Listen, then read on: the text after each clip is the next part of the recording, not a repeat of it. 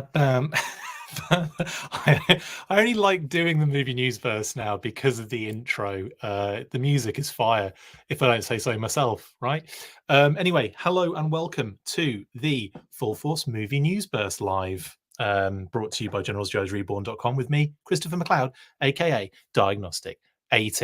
I actually get really excited when a bit of movie news pops up, even if it's something that we're about to discuss next, which, we can get into some depth and detail as to what we're actually listening to here. But what I really like is just going, right, yay, we've got some movie news burst news. And then it's like, oh, cool, I get to bump that banging tune. Sorry, Jamie Lynn, you missed the banging tunes at the beginning. They'll happen again, don't you worry. In actual fact, they'll happen when we go into the next phase of graphics. So you get to hear it again. So don't worry about it. Anyway, yeah, so we've got a bit of news right now to talk about. Now, this happened like 23 hours ago. I don't know how I missed this. I mean, I try to troll everything that is G.I. Joe, and I try to be timely as I possibly can. But thankfully, someone on Twitter, and they won't remain nameless. I will just find out who it was. My apologies. I did like the fact that you tagged me in the post in the first place, though. I appreciate that. It was Snake Eyes at Ryan Maxwell Vids. So thank you very much for tagging me in the comicbook.com post where they interviewed Henry Golding for his recent, for press for his newest movie, which we'll get into in a little while. But basically, yeah, he's doing some kind of press tour in much the same way that Lorenzo de Bonaventura was with Madam Web. We'll talk about this. We'll talk about the whole thing. Don't worry.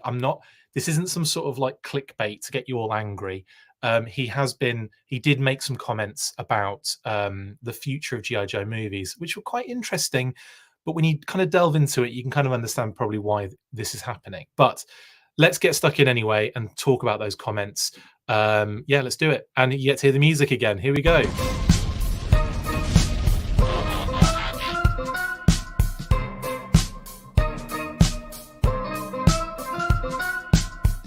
Bam, bam, bam, bam. Sorry, it's an absolute banger. I can't get enough of it. I can't get enough of that tune.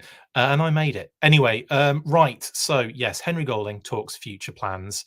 And I used probably the best poster image from the Snake Eyes movie promotional marketing campaign. And that was the Japanese poster that had no connection to the film whatsoever. It's just him like on the side of a building, kind of like Black Widow style. In what looks, is it Japan behind him or what? It's just all that's the Eiffel Tower, isn't it?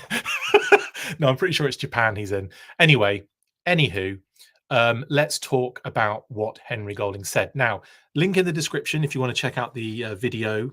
Comicbook.com basically did an interview with Henry Golding. Boink, there he is, for the Ministry of Ungentlemanly Warfare. They're doing press for it at the moment. And in that interview, the interviewer asked Henry about the G.I. Joe franchise and all of that kind of good stuff. And I'm actually surprised because sometimes if there are issues with certain like topics, for example, then interviewers are told they can't talk about it or it gets cut or whatever it may be. They don't bother talking about it. This is kind of like, I think, the first time we've really heard from Henry regarding the Snake Eyes movie, since it was out. And, obviously it didn't do well. It kind of, critically was panned and didn't do well in the box office or anything like that. But he doesn't seem to hold the same sort of, or maybe he might hold the same sort of opinion as the other actors, but he's certainly not kind of like, burning any bridges, shall we say. Oh God, that was bad, wasn't it? Sorry, that was really, I didn't mean to say that, but you know what I mean. He's not rewind. That wasn't me trying to be very, that's me being very poorly topical, and I didn't mean to. But basically what I'm saying is he isn't making an issue of, bad mouthing the film, basically, whereas some of the other actors have been. Now, is he doing that because he's what's the word? You know, is he doing this because he wants to remain a possibility, or is he doing it so he doesn't like annoy anybody at Paramount? Probably the second one. You know what I mean? But anyway, this is what he said. He said that he believes there are grand plans still ahead for G.I. Joe. He said Lorenzo de Bonaventura is a busy man and a phenomenal producer. I'm not sure about that. And it's in safe hands. I'm also not sure about that either. Whatever happens, I think it's going to be a combination of what has come and what is to come. I think Paramount have some grand plans. Now, breaking this down, obviously he's definitely laying it on thick when it comes to um you know, praising the guy that might put him back into a position, or, you know, in the film, you know, in other films. It might not just, you might not just be like, you know, buttering Lorenzo de Bonaventura up in order to get back into a GI Joe situation. He might be done with that. Who knows? But you know, it would be foolish to kind of like say anything or do anything that was like controversial or shocking or anything like that, just to, you know, like just to kind of get your name off something or get your kind of reputation out of something, because you're talking about a producer who's probably in a position to get him in, you know, into another film at some point, and not necessarily GI Joe but something else. So it kind of does pay for Henry Golding to be positive about that. So he is kind of, you know, you've got to kind of take this with a pinch of salt, because I don't, this isn't him saying he's coming. You know, we can't dive into this and be like, oh, Henry Golding's coming back as Snake Eyes and he knows what's happening and Paramount have been talking to him. Probably none of that, because everything he says is vague enough to be considered, you know, not necessarily um confirming anything. Do you know what I mean? Like everything he says is very vague. It and enough that it gives the audience something, gives them a little sound bite. It gives enough for me to go and live and do some content about it, but it doesn't really cement anything in place. Personally, I think, you know, what he's just saying is that Lorenzo Benaventura, yeah, he's doing a great job, and it's in good hands, and they're going to be doing it because, I mean, let's face it, we know they're going to be doing something with GI Joe again. We know they will. GI Joe will be in the next Transformers film, or it will be its own thing again in the future, but it will be done again, just as is the way of the world. We will see it again. It will happen. They will try something. They will do it again, no doubt. Whether that's like really soon or much further into the future is yet to be, you know, determined. But in this case, I would suggest that he's just being very political in his industry. That's all I'm going to say. Or all I feel is happening here. That said, on the other side of that, you know, it could be that you know, he has been in talks with Paramount about something beyond Snake Eyes, maybe going into that Transformers crossover. Now, of course, Lorenzo de Bonaventura, I'm having so much trouble with his name tonight, aren't I? On the last episode that we did, Phase Zero, which on YouTube, with, I forget what that, I think it's like the YouTube channel for, I forget who it is now. But anyway, they did an interview with Lorenzo de Bonaventura during the Madam Web presser. All these movies that we're talking about, they're not like the most, they're certainly not in the Oscars nominations, are they? Let's put it that way. But he mentioned that the honest truth is that he didn't know what was happening at that stage, but he did know that they're going to deliver on the promise they made. That's what he said the last time we saw a movie news burst. In actual fact, the last time we got any news regarding the GI Joe Transformers crossover. So that's what Lorenzo said, and I think knowing that that was in the, you know, that was in the news cycle, it was in the kind of ether, what have you. It kind of led to the question for Henry, who obviously was involved in Snake Eyes. He was the main character in Snake Eyes. So, you know, he was basically kind of talking on that as well. But like I say, I personally think that when they do go with this GI Joe Transformers crossover, it's probably not going to be directly connected with the Snake Eyes movie. If it connected at all. It's more likely they're going to do like a reboot sort of thing. That doesn't mean though that Henry Golding doesn't, become Snake Eyes again. And you got to wonder as well. They've already put a lot of money. Not that this really matters to a lot of companies, a lot of studios, but they did put a lot of money into training these actors in being able to do some pretty cool stuff with swords and fighting and weapons and what have you. Um, and it felt like it wasn't really explored in the Snake Eyes film. Do you know what I mean? We really didn't get enough of that training shown on screen, or at least shown in a way that you could actually, work it out what was going on.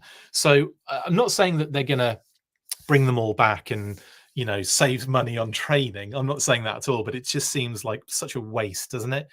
That they wouldn't be brought back, or that at least Henry wouldn't be brought back. I will say though, I don't think we're going to see Andrew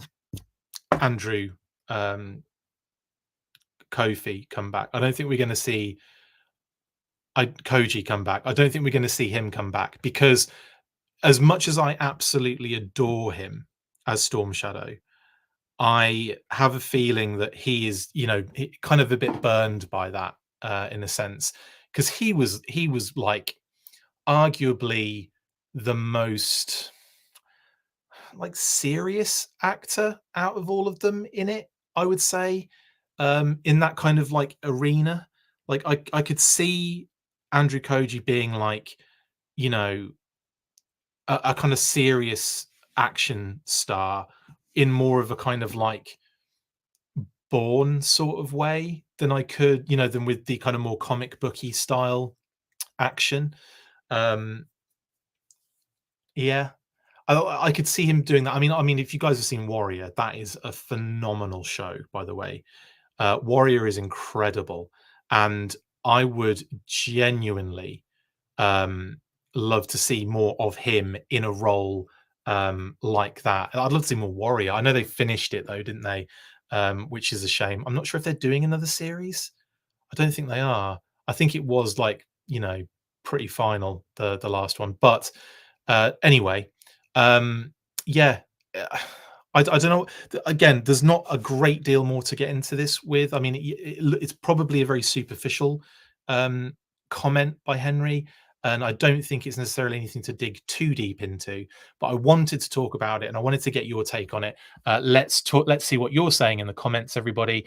They need to release the Kraken, says WJ. Is that because of? Sorry, is that because of that? I pointed at the Baroness, but I meant that one. What we're saying? Yeah, why will they want to revisit that again? The first film wasn't really good, says Wilfredo. Yeah, absolutely. You're probably not the only one to kind of like think that, of course. I think it's pretty widely regarded that it's a critical mess as well as a commercial one. But what I will say is that I've seen them do this before. You see it with Transformers, like, how Bumblebee was like, yeah, we're kind of in a new reboot, but we're not. But we are, but we're not. Everyone looks different, but we're in a kind of soft reboot. So yeah, there'll be things that like I think will tentatively connect. And I don't know why they do it. I really don't understand it, because me, from a personal point of view, I like kind of a bit of, you know, closure on certain things to move on to the next thing. Like, I get, they seem to do reboots when they don't need to, and they seem to do soft reboots when they should be doing full on reboot. Have you noticed this? Like, I, I kind of feel like the first reboot of the Ghostbusters shouldn't have been a reboot; it should have just been a carry on, as in it should have been connected to the old films. Like they should have written it like that. They should have written it, have the all female cast, but like have it as a continuation to the story that everyone's kind of invested in, I feel. And then with other things like Transformers and the stuff that they do, it's like, okay, that's that, and that's done, and that has been done to death and is no longer wanted anymore. Let's do this. But no, they do this kind of really soft reboot thing where, which is a ridiculous term, by the way, because it's a reboot or it's not. You're either rebooting something or you're not. you just, continuing the story. But they do this stuff and I don't get it. I don't understand it from a marketing perspective. I know most people probably don't give a crap. I know if you're going to it and you don't need to know what happened in the last 7 movies, then it doesn't matter necessarily. But why can't they make that clean cut and move on from it? Never understood that. And it's not like when they reference things like the continuity just is like all over the place.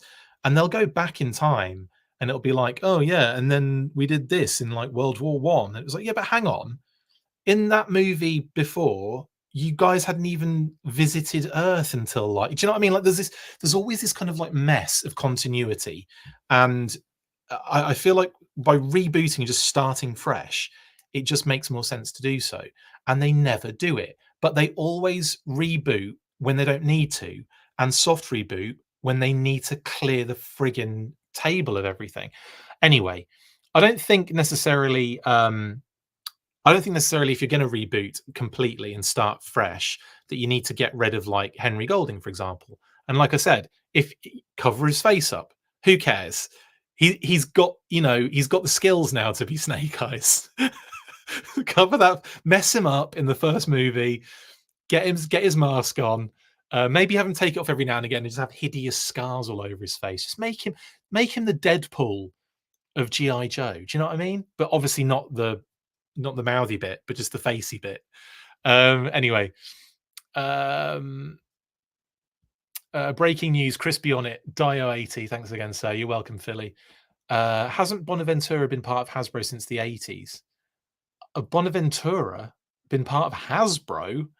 I don't think so. Bonaventura has been part of Paramount since like for a long time, but I don't know in terms of the Hasbro connection. That's only happened in the last. God, when was that? When did that deal get struck? It was in. I mean, it was in the time period of this show. But anyway, Jamie Lynn says, I finally watched the movie in like January this year and didn't hate it as much as I expected to. It wasn't very G.I. Joe to me, but it was okay. Granted, I watched for free at home.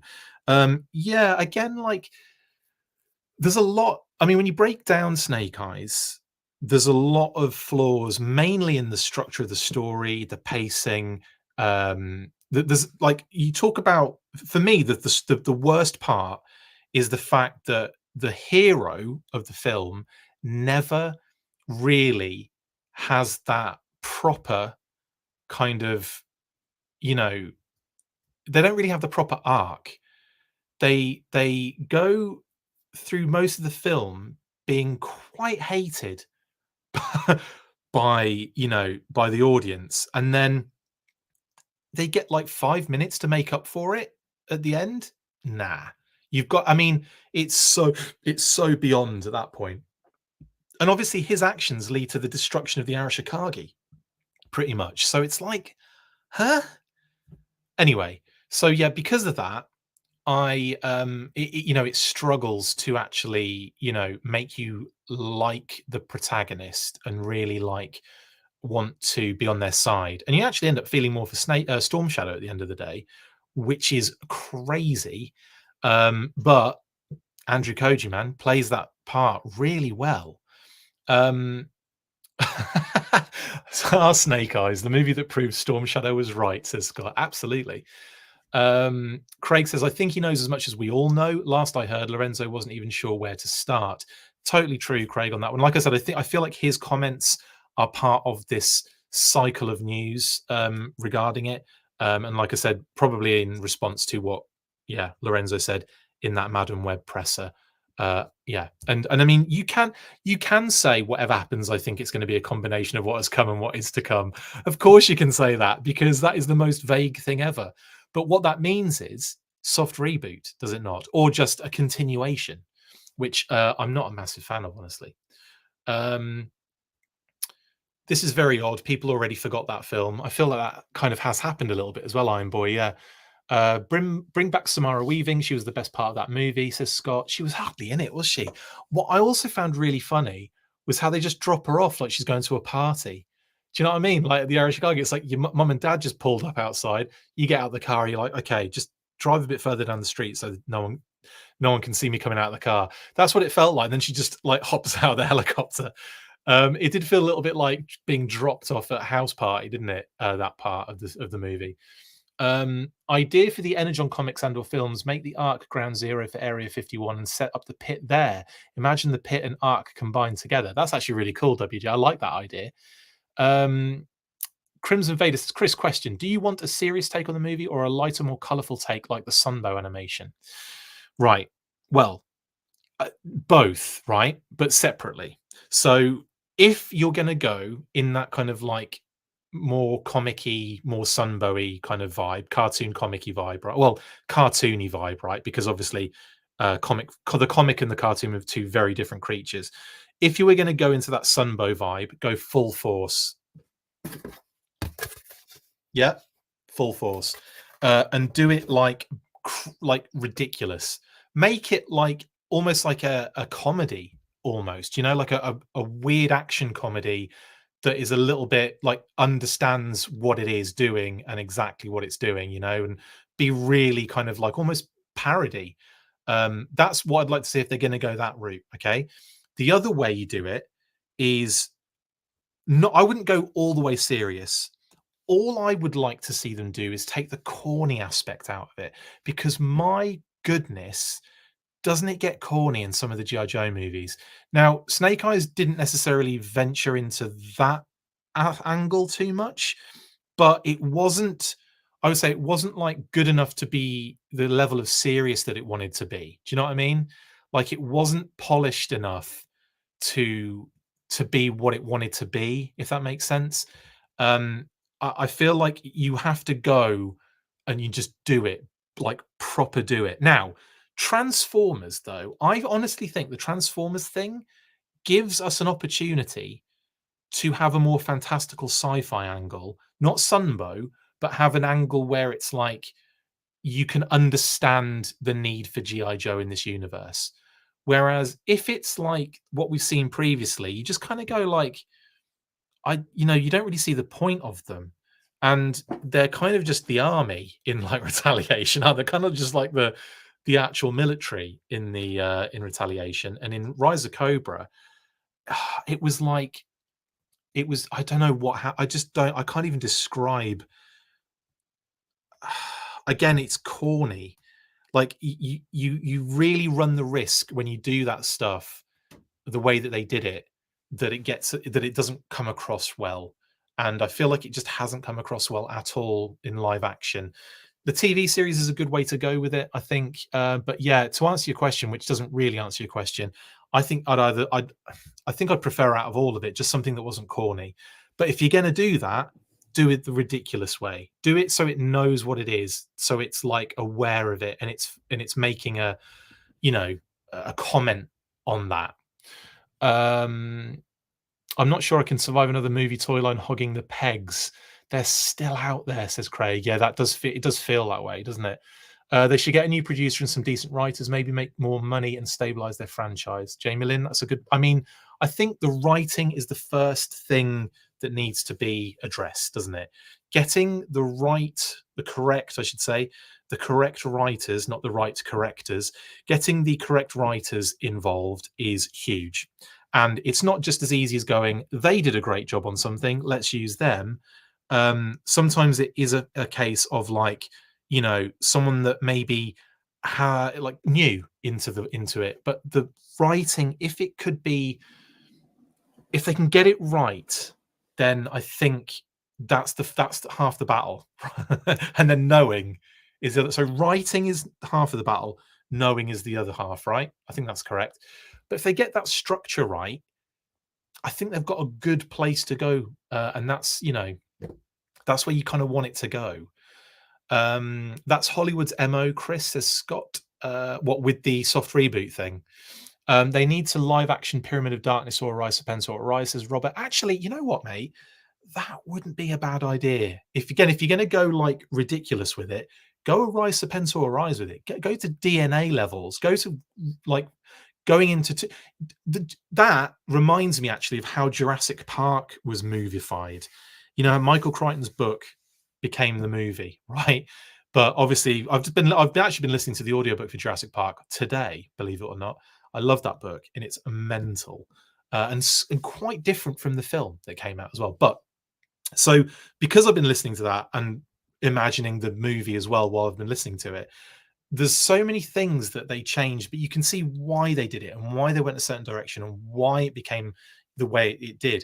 And I think in a similar way, you could get a Rise of Pensaw Rise and you could make it work for, like the DNA extraction of like old, just crap like that. Hell, Jurassic Park is effectively primordial plot anyway, so we might as well start ripping, Sunbow again for good quality storytelling. Pyramid of Darkness actually would be kind of cool, and you could do it in like a, shutting down like the internet or something. Like as make cutting off the information sharing scenario, and basically the whole world goes into like gets thrown back into the dark ages for a short period of time. And yeah, that would be fun as hell, wouldn't it? A couple of Joes like, infiltrating this Cobra facility, action all over the globe. Be friggin' awesome. Anyway, WJ says, I'm sorry, but the idea screams sunken cost fallacy. The amount of cash spent on the actors is not worth bringing back bad memories of a box office bomb. It will just make the whole worse. Totally, WJ. You're totally right on that one. They need to stop making it family friendly and make it what it needs to be. What, like R-rated, hideous. I do think, obviously, a bit more like the Energon universe, honestly. And if the movies are anything like the Energon universe, Blimmin comics, then I think we could be in for a good right. The fact that it's at Skybound, the fact that Kirkman is overseeing it, the fact that he has a good track record with that sort of thing, live action stuff based on his work. I think we could be in for something really cool if they follow Kirkman on it. Will that happen? Probably not. But I think that is probably what would be successful with the G.I. Joe Transformers crossover. Look at what they've been doing. Like Cobra La involved in it. Oh my God. Do all of that, but make it absolutely phenomenal. Make it brutal. Make it like interesting, well written, all that good stuff. I think you could be in for a winner. I would love to see what is going on in the comics on live action. I really would. In actual fact, I would watch that TV series every single week, and I would binge it in 2 evenings if I had to. I'd binge it in 2 days if necessary. Anyway, movie 1 needs to be JFK era Joe Colton, and 2 needs to be the 60s, 70s Vietnam era team. 3, either Arashikage or action team. That'd be kind of fun, W.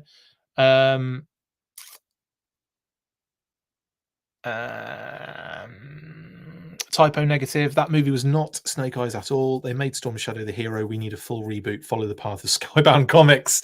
Exactly. I didn't even read that comment first. So yeah, thinking the same there. Skybound comics, please and thank you.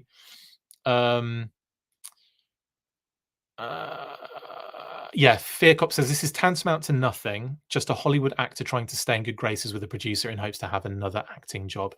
It's pretty obvious on the face of things, 100%. What it does though is it opens up this kind of conversation of what we would actually want to see. Do you know what I mean? Also, do you like the fact that this is completely irrelevant to anything that's just been mentioned? But I found it funny because I just caught it. The way I cut off comic book in the top right-hand corner of the image, and now it says Kombu. Amazing.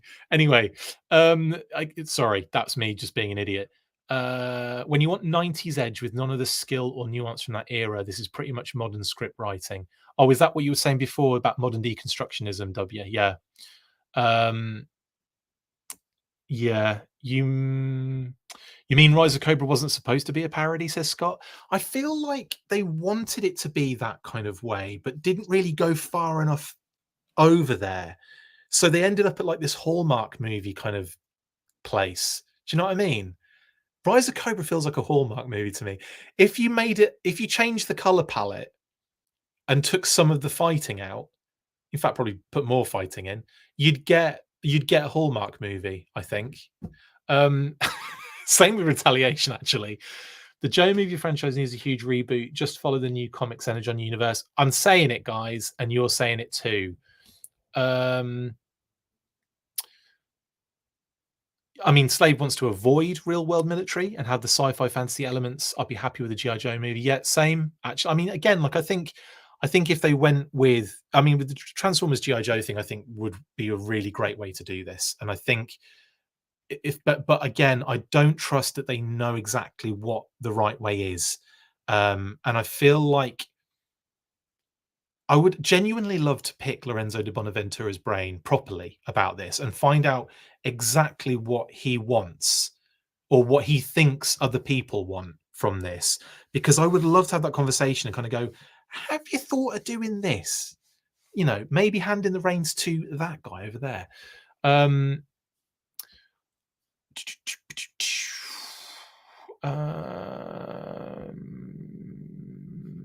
I like Cobra, but I know I'm a very unpopular minority. Yeah, but if it's done well and written well, who cares? I think it again. All right, forget that part of it. I still think Joe and Transformers works together, but because it's in that universe where it's a little bit weird and wonky and sci-fi and fantastical, it opens the door for those more fantastical elements, in my opinion. The fact they had a legitimately great movie and Bumblebee and decided doesn't work for me says it all. Steps Toys, I have to agree with that. I feel like Bumblebee could have led into a film that would everyone was like itching for, and that was that intro, the Cybertron intro, is so dope, and the fact that that doesn't really happen again is sad to me. Not even in Rise of the Beasts. Which again I watched the other day, and I enjoy it, but it gets to the bit at the end, towards the end, and I'm kind of like, oh, you lost me with this big, open, gigantic field battle. You know, like as if no one's going to notice that, as if only GI Joe are going to notice that. Like, come on. But then again, I know it was in the '90s and no one had any, way to communicate things. But come on, someone would have seen that in that place, in that area they were in. Either way, that whole I don't like that whole thing. The Cybertron thing made sense, didn't it? Like you watch that battle and everything is kind of contained within the walls of Cybertron and it all makes sense. When you start putting on those like stupid, like big ground battles and stuff that they always seem to want to do in those movies, it just gets silly. And then there's also that thing of like, I really hate it when they pair off all the individual like antagonists and protagonists, so they've all got their like not doppelganger, but their opposition to fight. And it's like, I get it, but like maybe sometimes that doesn't always need to happen. Not everyone needs to have a battle with every single person that is in the movie, and it doesn't have to be that way. But because it also really, if you've got a lot of people involved at the end, it really strangles that. I mean, imagine a G.I. Joe movie where at the end, the big battle at the end, like the Cobra Island. I mean, Cobra Island, come on. What a perfect way to do a G.I. Joe movie. Have them having to like do like a Cobra Civil War situation where, or not, that would even be like further along, but maybe just the introduction of Cobra Island, where it's like, it's a little bit hidden. It's in a, it's a bit like Kong Skull Island in a way, but not that fantastical. It's just people avoid it because it's difficult to get to.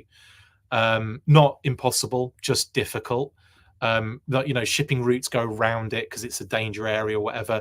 But that could just be done on purpose by the group of D bags that are on Cobra Island, and they could have set up some sort of weather affecting sort of tech, like a weather dominator.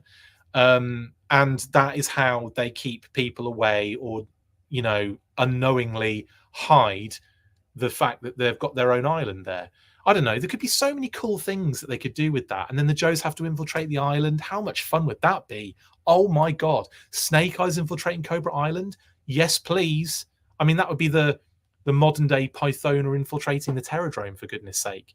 Like, sign me up for that lost weekend, is what I'm saying. Anyway, sorry, lots of comments. I'm not going to get to all of them. I appreciate all this, by the way. Thank you so much for all the comments and all the chat. But I've got stuck, and now there's like 500 comments, and I appreciate it, but I'm not going to be able to get to them all. I'm so sorry. Die Hard 4 shut down the internet. That was their plot. Totally. But again, this would be different. This would be the Pyramid of Darkness that somehow doesn't cover the whole world because it's a pyramid. You'd have to have 2 pyramids. Therefore, whatever that is as a shape. What's a double pyramid, like base to base? What's that called? You know what I'm talking about? Like a cube diamond kind of thing. Anyway, you know what I'm talking about. I just can't remember what it's called. A series of different movies would be cool too. Imagine a Falling Down or American Psycho or Breaking Bad type movie where the main character puts in on a CC helmet at the end. Actually, Viper Scout, yeah, like an origin for a character that you don't even know is a G.I. Joe movie until the end. How wicked. Like they could like, you know, like how spoiler alert. I won't give out the spoiler, but there are twists in these movies. But I'm going to just say Unbreakable, for example. The twist in Unbreakable and those movies that follow that connect and all that kind of stuff, I like was amazed. And I was really amazed when Bruce Willis showed up in the end of that one, just randomly. And it's like, oh, I see. So that would be cool, wouldn't it? Like, people wouldn't know it was a Joe movie. There'd be nothing to say it was. And it would just be about this guy who, you know, in like a Joker style, who is getting crapped on his job as a used car salesman, gets in on a pyramid scheme, realizes that that's the way to go, kills everyone involved in the pyramid scheme, starts his own, that kind of thing. Do you know what I mean? Like does something really kind of crazy with that. And then right at the end, it's like, yeah, he's having trouble. Like whatever happens, he needs some sort of assistance for breathing or for whatever. And he puts the helmet on at the end. Oh my God, that would be so crazy, wouldn't it? Oh my God, that would be amazing. But you see, I would love that. And if the film on its standalone was brilliant and well done and really well written and well acted and all that good stuff, sign me up again for that lost weekend. I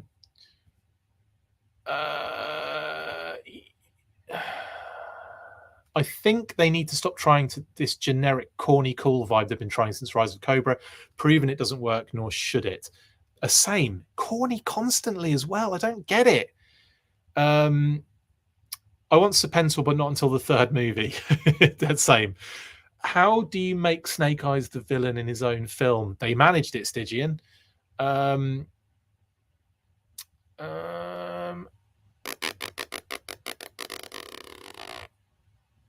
Yeah, you guys are talking to each other. That's fine. Continue doing that. Oh, Stygian, Lioness. Can we talk about Lioness for a second? Oh my goodness. Lioness was so good. Zoe Saldana, phenomenal. That cast, actually, phenomenal. Blimmin' Nicole Kidman is great in that movie. Oh my God, she's so good in that film. Anyway, it's not film, sorry, TV series. Lioness, absolutely phenomenal.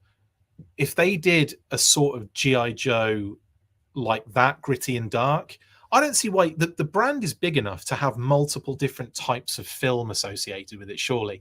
Or a TV series that's a little bit on edge, but a movie that's slightly more open, but not the same continuity. They do with Marvel, for goodness sake. Didn't even have the same bloody continuity as its movie. They had like TV series and all sorts that didn't match up with what was going on in the films. I know they ended up kind of sacking that off and, actually going with a combined universe across the whole structure. But still, they've still done in the same universe, brutal, like R-rated and good, appropriate for most ages. So they've done that as well. I'm not saying that GI Joe is big enough to do that, but it's definitely big enough to have more than one type of film associated with it. It doesn't have to be one way or the other. I'm sure we could get both. Why not both? Yeah. Anyway, crude humor appeals to kids, sort of, Scott, but I also feel like they can also sniff BS out pretty quick. And you can do humor all the way through a film and it still be really solid. See Guardians of the Galaxy, for example. That sort of vibe would probably make sense, possibly for Joe. Again, you could also, hell, who's to say we can't stick this in the 80s or the 90s? Do you know what I mean? Like, do something like that. Like, give it a time period so that we can have all this other stuff introduced, and then you can have a more, not give you the year necessarily. It's roughly the future, but you don't know when. So you can get away with whoever, like Duke being not that old, even though he was in the first movie that took part in the 80s, because you don't tell people what the date is, or the year.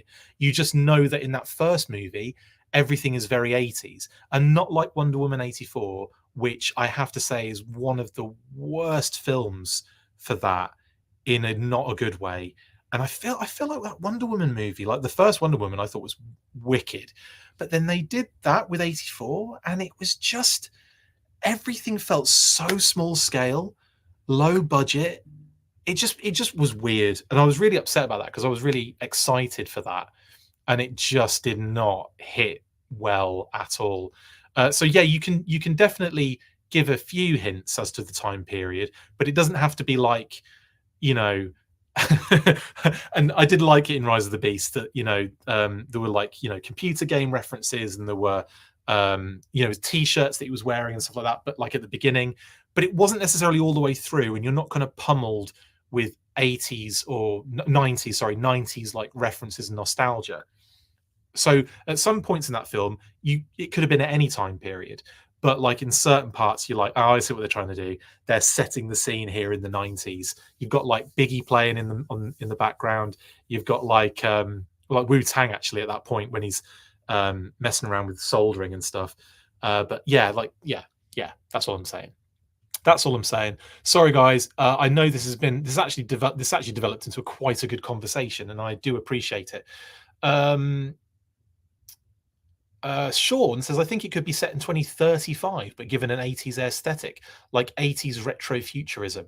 I like that. I think if you keep it really, like, you don't really mention the year, you don't really talk about it, you don't really point it out or highlight anything, you can get away with that. I mean, look at how good was Batman, the animated series, and nobody knows what the hell's going on there. It's like you've got this Art Deco 20s vibe kind of like going on, but it's clearly not then. I don't know, there's just something really cool about that, and I like that sort of, this ain't your universe, this is a different universe. Sometimes obviously you go too far with that, it does take the audience out of it, I guess, but like, I don't know, I think you can get away with that. When you use Blue Monday as your mic drop, you're 99% of the way to a great trailer. Oh yeah, the Wonder Woman 84 one, yeah. Yeah, absolute banger. Yeah, I did not get along with Wonder Woman 84 at all. I was really upset because I really wanted, and there's like, I don't know, there's there's something weird about the way that she's with that guy that isn't him the whole time. Is he aware that that's going on? Is he in a different like, what's going on with that magic? Is that like, I don't know, there's something really not right about that is just rubs me the wrong way. I'm just not sure about that. Not sure about that at all. Anyway, remember when they released that Lady J series? Oh wait, no, they never got to that, did they? Instead, we got Lioness though, and I'm not saying that they got that instead of, or they used the Lady J screenplay. No, not saying that at all. We did kind of joke about that a while. Not joke. We did discuss that a while ago, Justin and myself, where we said that how like scripts and screenplays get kind of shifted around quite often. We found out, like, it just felt like, oh, I wonder if like that had been in the pipeline for that GI Joe series and then it was used for that. But no, there's no way that happened. GI Joe movie must culminate in a massive battle at the Statue of Liberty, with a few shots directly homaging the intro to GI Joe the movie. Ryan, I would cry. Imagine them doing that Snake Eyes flip on the Trouble Bubble. Imagine them doing Alpine, hooking onto a fire bat, smashing the blooming cockpit, and then hooking onto what does he hook onto on afterwards? Is it a shark or a? I can't remember who else. Maybe a Trouble Bubble. I can't remember, but he hooks onto something else to get off it as he's just destroyed that fire bat. I mean, how awesome would that be? It would be so good. Yeah, we've already said that, FC Viper, about the fact that Henry Golding's probably just kind of like, he's playing to, he's playing to LDB. He wants to be in his good graces. Absolutely. And we feel like that's probably what's happening here. But that doesn't mean it doesn't start a nice conversation about other things, does it?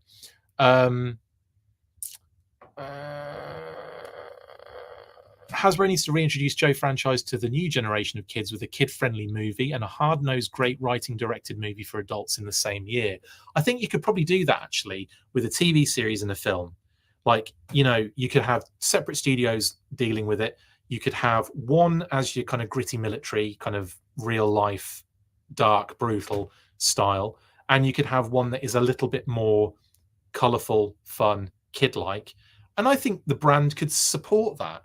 Because, again, like I said, if you've got different studios working on it simultaneously, ain't no problem, is it? Or like different kind of groups working on it. Because before it was like, all sorts of different people were involved in the Lady J series that never happened. But it was like Skydance and Amazon and so on and so forth. And then with, Paramount was just the main ones for the film. So yeah, it was. Had Snake Eyes done a lot better, or been a lot better and done a lot better, I think we would have had a situation where we'd have had a TV series, like a regular one, and then another movie in the future. And that's what it could have been like. But we keep coming back to these kind of like, almost like this situation where they just take shortcuts. It's like a rush. They rush it out and they do it without really having a solid basis, go into it with like, and they had so many good things in place. I thought they had a really good crew. They had a really good team. Not just your kind of standard team, but your kind of like your B team who were doing all of the kind of establishing shots and all of the kind of early kind of filming and stuff like that before the cast got involved. And then you had effectively one of the best kind of like action fight teams involved in the kind of production of things, and they just weren't utilized like you wanted them to be utilized. The way it was filmed, the shaky cam stuff, it was like, why did they do that? Don't understand. Oh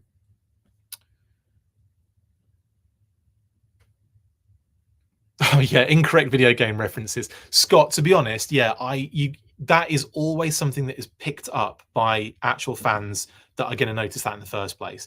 So it's really funny that they don't do the research on that. And it seems to be a lot, doesn't it? Like, what's the other one where there was an arcade game in one of the scenes? Was that in, what was that? Paul from Plastic Battles, if you're still in the comments, bud, I think you mentioned that a while ago. There was something in one of the films. What was it? Which film was it? And you mentioned it. It was that maybe Operation Wolf was in the arcade, and it shouldn't have been because it was out like 3 years later or something. Which one? It was Operation Wolf was the game, but it was in an arcade, and it was set in a time period, and it was wrong because Operation Wolf wasn't out at that point. Do you remember what I'm talking about? And I know you are in the comments still because you were like one of the last comments. Imagine a Joe live action movie actually using tried and true Cobra character designs that we love, like Troopers, Vipers, Bats, instead of creating generic looking movie only designs no one wants. They bloody love that, don't they?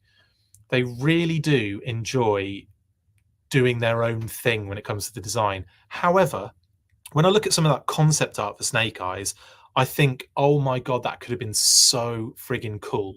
In actual fact, do I still have that at hand? I might do. I'll just have a look. It's going to be difficult to find, isn't it? I'm going to have a look while I'm here because that was really cool. Uh, it was. Let's see if I can find it because I want to go through that quickly while we're on the chat because it's relevant to what we're talking about. Yeah, here we are. Here we go. Oh, that's cool. That was easier than I thought it was going to be. Right, here we go. So, oh, it's actually a lot of images. So it's going to take a while to just process. Anyway, while we're waiting for that, when I look at some of the concept art for the Snake Eyes movie, it makes me think how cool they could have gotten away with a lot with this concept art. There you go.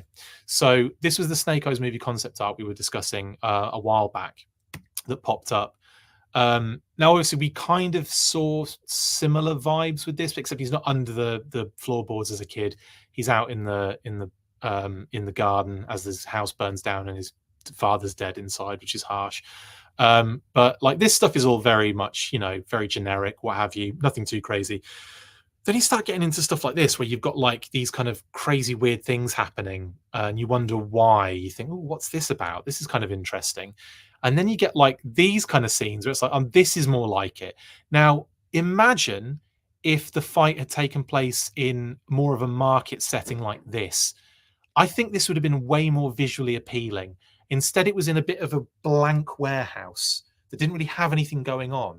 So I think if they'd have had it in a more like vibrant setting like this, straight away we're like, oh, what's going on here?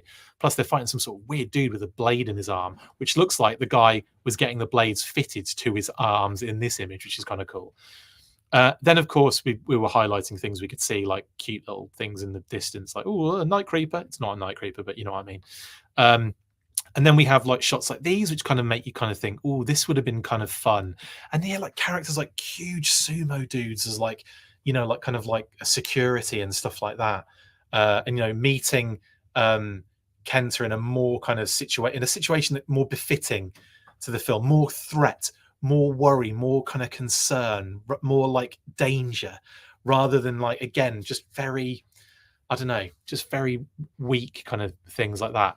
And then, like things like this, where you've got like tech being incorporated into the Arashikage as well, which I think was something that only really was shown in that one scene in there, in that kind of like tech room. And it felt like that they were, that wasn't really explored like these kind of concept art kind of aspects were. And then things like this, where you've got visionaries and you've got bludgeon and you've got all sorts of cool stuff in the background, like bludgeon there in the background, the Transformers bludgeon, which is amazing. I love the fact they added that in there. I love the fact they got Leoric's armor in there. I just love that, though. If they'd have done that on a real like keep it on the down low sort of like hidden Easter eggs, it'd have been so cool. Shots like this where you've got again things like Matt Tracker's gear, bludgeon again in the background, and Visionaries Leoric too.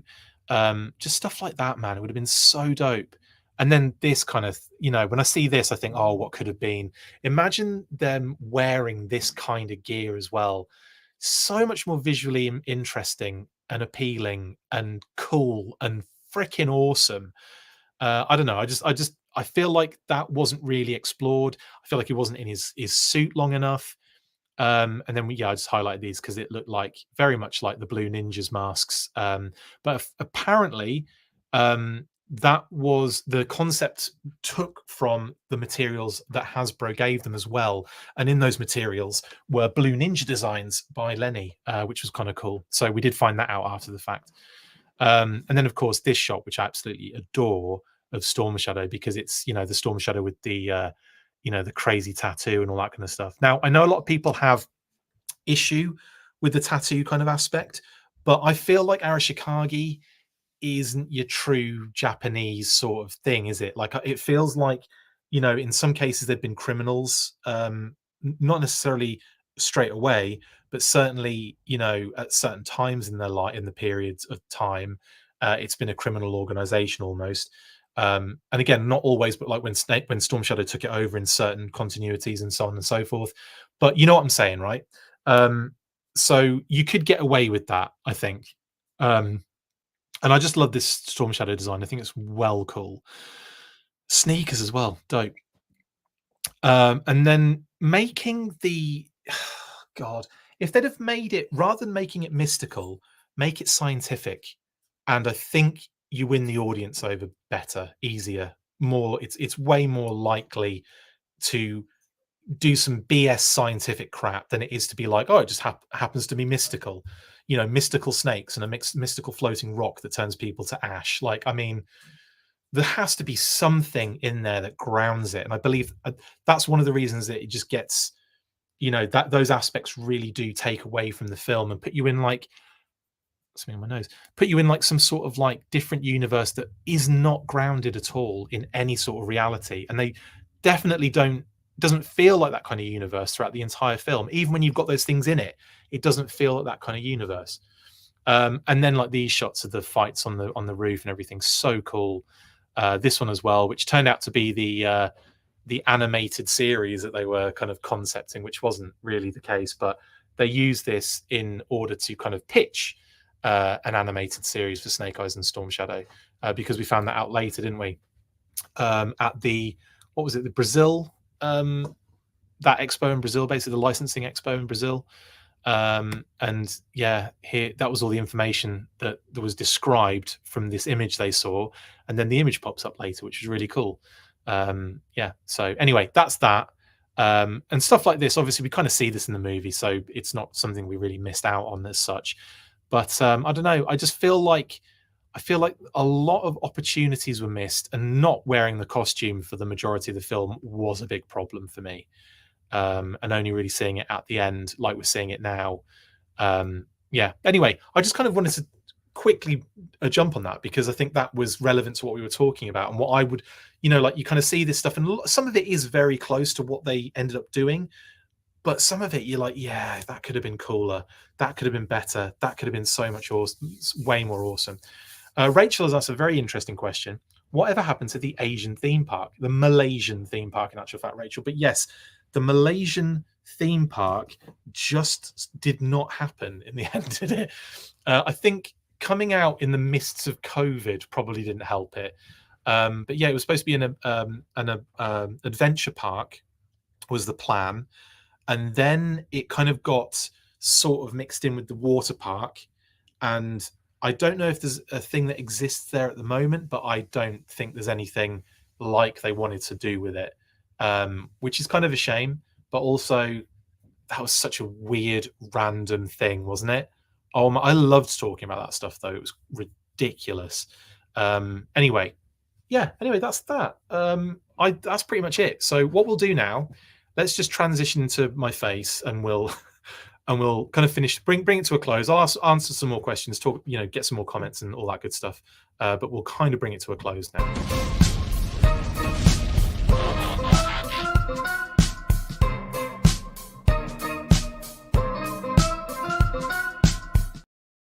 Bam, bam. Sorry, I just wanted to hear the music again, really. So yeah, as far as a Malaysian theme park goes, that's all we know. Now, yeah, thanks for joining me and talking a little bit about that news from Henry Golding. At some point, we need to get Justin back on and start doing some in-depth chat about this as well, and we will do as soon as Justin can get a spare 5 minutes. We'll discuss these little news elements. We've got loads coming up this week, guys, believe it or not.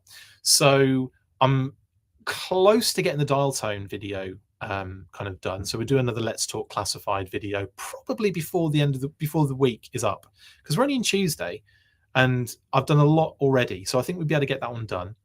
We actually are going to be doing a live monthly episode on Friday with myself, Adam Riches, and Pat Stewart. Yes, the not Picard. You may know him from such things as the Full Force Weekly and Articulated Points. But yeah, the three of us are going to be getting together to talk about Super 7 O-Ring kind of stuff.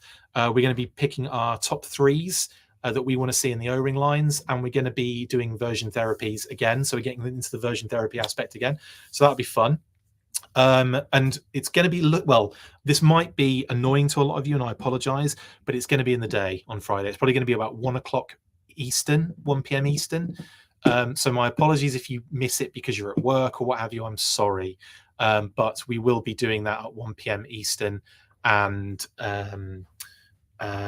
yeah, so that's what we're aiming to do on Friday. We also, obviously, we're going to have the weekly on Saturday. We're going to have on Saturday night, I'll be doing a reaction, excuse me, to the WonderCon news, excuse me, to the WonderCon reveals. So that'll be exciting.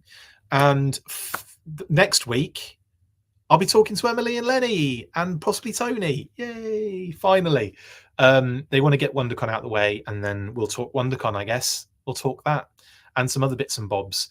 But I'm going to have to wait till the weekend before I can start working out what to ask them. So, yeah, we'll be talking to them next week. So excited for that. And I think that's pretty much it.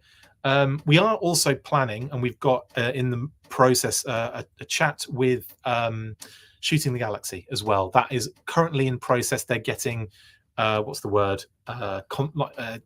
They're basically getting approval to do that with their Hasbro reps and stuff. So that'll be great. Can't wait to speak to Shooting the Galaxy.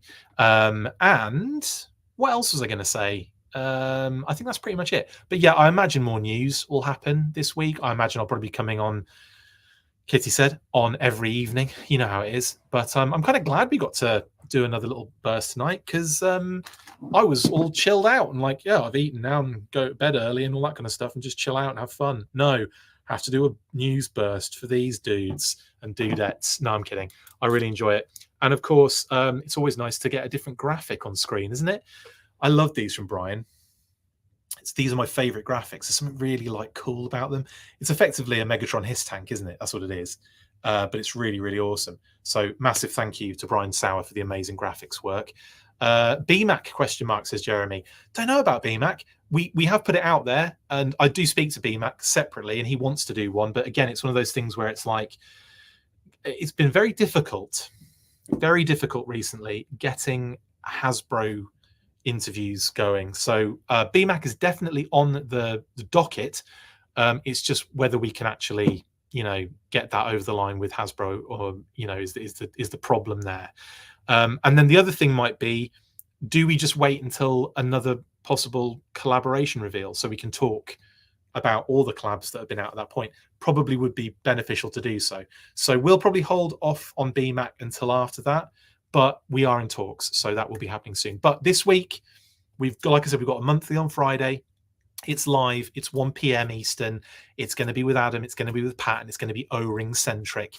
Yeah, we're going to be getting stuck into our O-rings. Kitty said. Anyway, that's pretty much it, isn't it? Thanks for joining me to talk about the Henry Golding comments on his recent presser. You know what I've got? Yeah, you can see what I picked up. It's coming. So with that said, I never got an answer out of Paul. Did he leave? I don't think we'll ever know that. I'll have to mention it on like the weekly or something if you remember it. But basically, there's a film that has Operation Wolf in it that it shouldn't have Operation Wolf in it. Do you guys know what movie that is? Operation Wolf is in the arcade, and I can't remember what movie it is. Is it Wonder Woman 84? If Hasbro keeps with the same producer, it'll be a dumpster fire, just like everything else that has come previous. Sean, honestly, mate, it's not a bad prediction, is it? I mean, it's a bad prediction, but it's a good prediction on your part, if you know what I'm saying. 1 p.m. Yes, Mark. We're not doing a 1 a.m. Eastern. Yeah, that would be mental. Could you imagine doing a live 1 a.m. in the morning? No. Operation Wolf was awesome, Grizzlehorn. No help on the movie, though. What, mate? Paul, it was definitely you in the comments, mate. It was ages ago. Not in the comments. It was you on Twitter calling someone out, saying, or like the company out, or the whatever it was. It was Wonder Woman 84. Thank you, Paul. There you go. That's that. It was Wonder Woman 84. They had Operation Wolf in the arcade, and it wasn't out at that point, was it? Thank you very much, mate. Thank you for clarifying that. Right now, yeah, because the arcade came out in 87. Thank you, my man. Now, with that said, now I can say it. Stay fresh, cheese bags. Have a wonderful rest of your evening. I'll see you probably very soon, either with Dial Tone, Let's Talk Classified Dial Tone, or with the monthly, but it'll probably be with Dial Tone. Let's face it.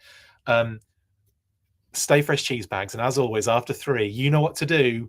And Paul knows what to do because he sent me this in the first place. After 3, 1, 2, 3, full force. Laters.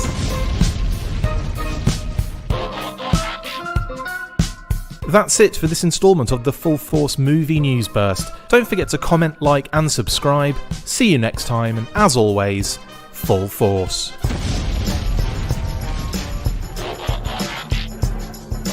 Make sure you get involved with the discussion by liking, sharing and commenting on these videos, and as always you can keep up with the show after listening by following on X, formerly Twitter, @TheFullForce, liking the Facebook page, facebook.com/TheFullForce. We've also added a brand new Instagram, so check us out there as well @TheFullForce Podcast, and if you would like to contact the show you can message us on any of those platforms with feedback and questions. We also have a Patreon page, so if you want to show your support for the show, see your name up in lights on these videos, or enjoy exclusive bonus content, then check out patreon.com/TheFullForce Podcast, or click on the link on any of the posts this podcast appears in. Full Force.